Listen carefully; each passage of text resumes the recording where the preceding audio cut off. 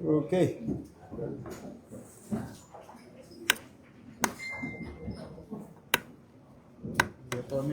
Attorney Chris, can you please lead us to prayer?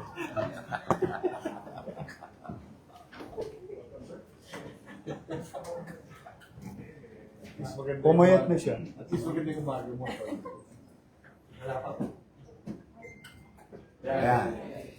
Let us put ourselves in the presence of God in the name of the Father and the Son. Lord, we thank you for another fruitful week. Looking forward to more great projects and more fruitful benefits for everyone.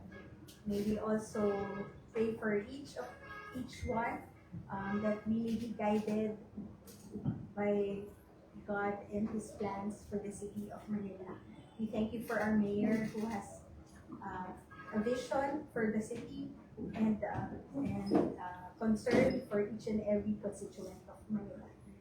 This we pray in Jesus' name. Amen. Amen. Wala yung Jesus in our lives. Wala po ba yan? Wala po ba yan?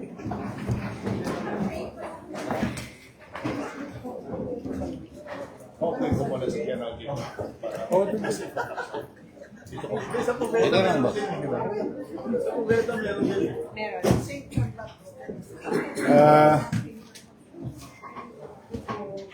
Telma. Wala pa si Telma. Okay lang yung lamesa natin. Kawawa naman yung natin. Nagano na sila, nagsukat na sila. Lapit na. Someday. Within the year. Hindi, naawa din ako sa mga iba nating kasama. But anyway, good morning. Would like to, I'm very excited to inform you that Director Janet Tan will be heading and leading Gat Andres Bonifacio Hospital. Looking forward for a challenging hospital. And I hope you will not do some things that, ano tawag din yun? Yung ano man yung mga pagpigil sa pasyente, ayoko yun talaga. I really don't like. Ang ospital ay bukas, parang karinderya. Kung sino man ang gustong kumain, lagi silang welcome. Ganun ang attitude natin sa ating mga ospital. Mahirap, but that's the way to do it. Every life that we can save is success of the local government. So we'd like to welcome you in Tondo. Again, you did a good job before and I think you're going to do a good job in the coming days. In the same manner, I would like to inform that Dr. Now Director Sescon. Andiyan na ba si Sescon? Ha? Talaga? Oh, ganda regalo sa kanya. Oh, good. At least, mga magagaling na direktor natin sa ospital. Ang ospital natin ay hindi perfecto as like what our organization. But what matter most is that we deliver services and we welcome everyone. Hindi po pwedeng susuko tayo sa pagsubok na kinakarap natin in our daily operation. Mahirap magkasakit. At ako na nagsasabi sa inyo, mas mahirap magkasakit sa walang pera. Ano yan? Kaya, konting extra effort talaga. But for now, I'm happy. I just signed you all your equipment last week. I'm happy for the people of Manila because we just signed almost 200 million worth of hospital equipments, replenish and additional. So these are the equipments that can be utilized for the people of Manila through our hospital. Diba? Wala pa tayong pera no. Partida pa yun. But we will always continue to modernize our public hospital.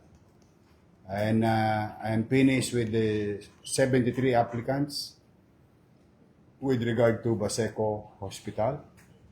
So, midway na tayo to our end goal, to have that fully functional hospital.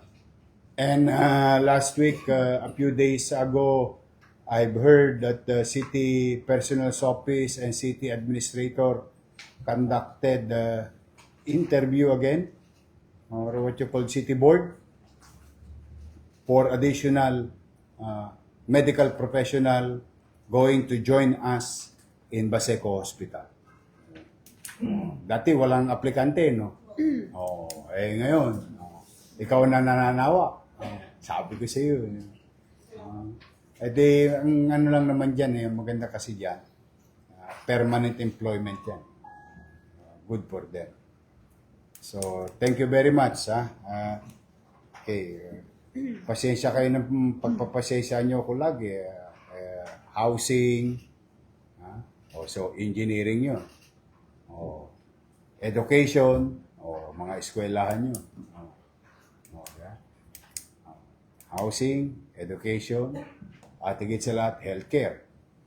Kayo yun. Kaya kayo yung balagong, lagi. Tapos, si Jay at Peso, because to create jobs for our people. Doon na tayo lagi. Doon tayo mamumuhunan lagi. Whatever resources that we have,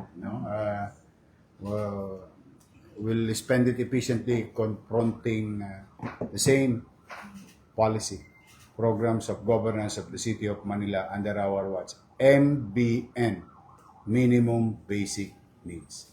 Okay? So again, thank you. Now let's go to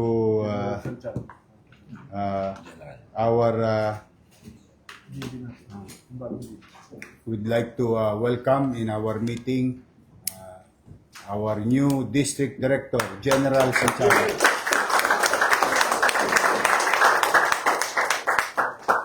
To General Santiago, these are your co-workers in the civilian world. These are the department heads, bureau chief, directors of the respective offices that serving the people of Manila side by side with you. Si Director, ano yan? Malayo pa pinanggalingan yun. Talagang dire-diretso dito. Saka taga Maynila yan. He's also my personal choice. Just so you know.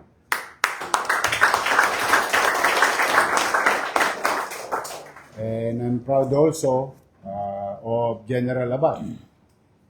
He was given a very good position in the regional office or directorate, Region 7. Malaki yun. Next yun to 4A. So these are the men and women of Manila City Government. Ayan, makakatulong mo lahat, halos lahat.